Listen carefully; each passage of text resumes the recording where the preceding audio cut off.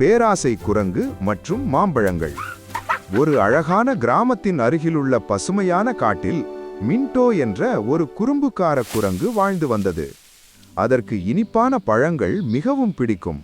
குறிப்பாக சாறு நிறைந்த மஞ்சள் மாம்பழங்களை அது மிகவும் விரும்பியது. ஒரு கடும் கோடை மதியத்தில் மின்டோ மிகவும் பசியுடன் மரத்திலிருந்து மரத்திற்கு தாவி உணவை தேடிக்கொண்டிருந்தது. அப்போது திடீரென்று ஒரு இனிய வாசனை அதன் மூக்கை தொட்டது. அது மாம்பழத்தின் மனம். அந்த வாசனையை பின்தொடர்ந்து சென்ற மின்டோ ஒரு விவசாயியின் தோட்டத்தை அடைந்தது. அங்கே ஒரு பெரிய மாமரத்தின் கீழ் புதிதாக பறிக்கப்பட்ட மஞ்சள் மாம்பழங்கள் நிரம்பிய ஒரு பெரிய கூடை இருந்தது. வெயிலில் மின்னும் அந்த மாம்பழங்களை பார்த்த மின்டோவின் கண்கள் மகிழ்ச்சியில் பெரிதானது. அவ்வளவு மாம்பழங்களா? எல்லாமே எனக்குத்தான் என்று அது மகிழ்ச்சியுடன் சொன்னது. அது உடனே 2 மாம்பழங்களை எடுத்தது. ஆனால் அடுத்த நொடி, வேறு குரங்குகள் வந்தால் என்ன செய்வது? எல்லாம் நான் எடுத்துக்கொள்ள வேண்டும் என்று பேராசை கொண்டது. அது 3, 4, 5 என்று அதிகமாக பிடிக்க முயன்றது. 2 கைகளாலும் பிடித்தது. கூடையை தழுவிக்கொள்ள முயன்றது. ஆனால் அதிகமாக பிடிக்க முயன்ற அளவுக்கு மாம்பழங்கள் அதன் கைகளிலிருந்து நழுவி கீழே விழத் தொடங்கின. சில மாம்பழங்கள் சேற்றில் விழுந்தன. சில சிறிய தண்ணீர் குளத்தில் உருண்டு போயின. அந்த நேரத்தில் விவசாயி தனது கருவிகளுடன் தோட்டத்துக்கு திரும்பினார். குரங்கை பார்த்த அவர் கோபமாக கத்தினார். அதிர்ச்சி அடைந்த மின்டோ ஓட முயன்றது. ஆனால் அவசரத்தில் தடுமாறி கீழே விழுந்தது. கையில் இருந்த எல்லா மாம்பழங்களும் மீண்டும் கீழே விழுந்தன. பயந்த மின்டோ காலியான கைகளுடன் காட்டிற்குள் ஓடி மறைந்தது. ஒரு மரக்கிளையில் அமர்ந்து சோகமாக இருந்த மின்டோ யோசித்தது.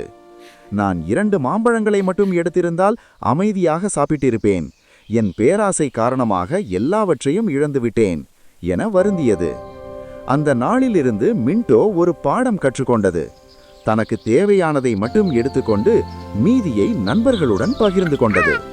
அதன் வாழ்க்கை அதன் பிறகு மிகவும் மகிழ்ச்சியாக மாறியது. நீதி: பேராசை உள்ளதையும் இழக்கச் செய்யும். ஒரு காலத்தில் மலைகளுக்கும் மேகங்களுக்கும் நடுவே கால நதி என்ற ஒரு அழகான கிராமம் இருந்தது. அந்த கிராமம் விசேஷமானது. ஏனெனில் அங்கு யாருக்கும் நேரம் தாமதமாகாது. விதை விதைத்தால் சரியான நாளில் முளைக்கும். மழை வேண்டிய நேரத்தில் வரும். மலர்கள் கூட சரியான நேரத்தில் மலரும். ஆனால் இதற்கெல்லாம் ஒரு ரகசியம் இருந்தது. அந்த ரகசியத்தை மனிதர்கள் யாரும் அறியவில்லை.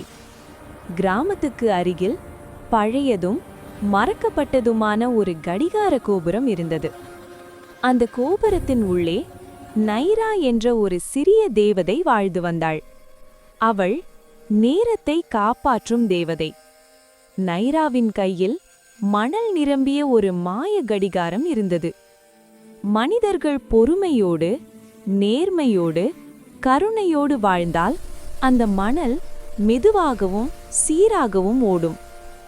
ஆனால் பேராசை, பொய், அவசரம் அதிகமானால் அந்த மணல் குழப்பமாக ஓடும்.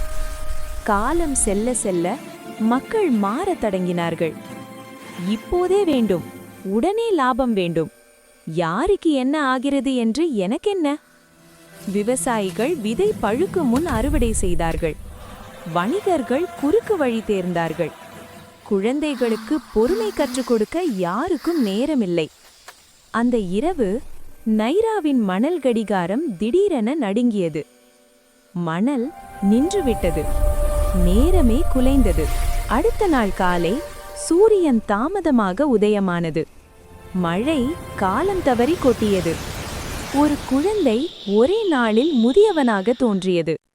ஒரு பெரிய மரம் சில நிமிடங்களில் உலர்ந்தது. கிராமம் முழுவதும் பயம். என்ன நடக்கிறது? நேரமே நமக்கு எதிரியா? மக்கள் அலறினார்கள். ஆனால் ஒரு சிறுமி மட்டும் அமைதியாக இருந்தாள். அவள் பெயர் மித்ரா. மித்ரா தனியாக அந்த பழைய கடிகார கோபுரத்திற்கு சென்றாள். யாராவது இருக்கிறீர்களா என்று மெதுவாக கேட்டாள். அந்த நொடி மின்மையான ஒளி பரவியது. நைரா தோன்றினாள். நீ பயப்படவில்லையா என்று தேவதை கேட்டது. நைராவின் கண்களில் கண்ணீர். இந்த கிராமத்துக்கு ஒரு கடைசி வாய்ப்பு தரலாம் என்று நைரா சொன்னாள். ஆனால் ஒரு நிபந்தனை. ஒரு முழு நாள் யாரும் அவசரப்படக்கூடாது, பொய் சொல்லக்கூடாது, பேராசை காட்டக்கூடாது என்றது. மித்ரா இந்த செய்தியை கிராமமெங்கும் சொல்லி ஓடினாள்.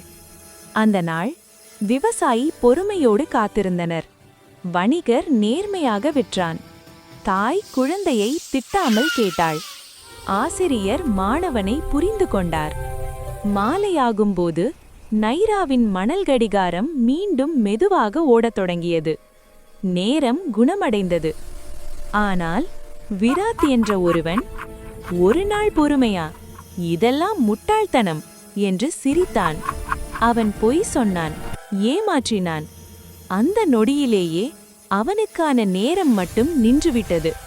அவன் அசைய முடியவில்லை, பேச முடியவில்லை, பயத்தில் உறைந்தான். மித்ரா நைராவிடம் ஓடி வந்தாள். அவன் மனம் மாறினால் நேரம் மன்னிக்குமா என்று கேட்டாள். நைரா மெதுவாக தலையாட்டினாள். விராத் அழுதான், மன்னிப்பு கேட்டான், தன் பேராசையை ஒப்புக்கொண்டான். அந்த நிமிடம் நேரம் மீண்டும் அவனுக்காக ஓடியது. கிராமம் மீண்டும் அமைதியடைந்தது. நைரா வானில் கரையத் தொடங்கினாள். நீதி, அவசரம் மனிதனை அழிக்கும், பொறுமை காலத்தையே காப்பாற்றும்.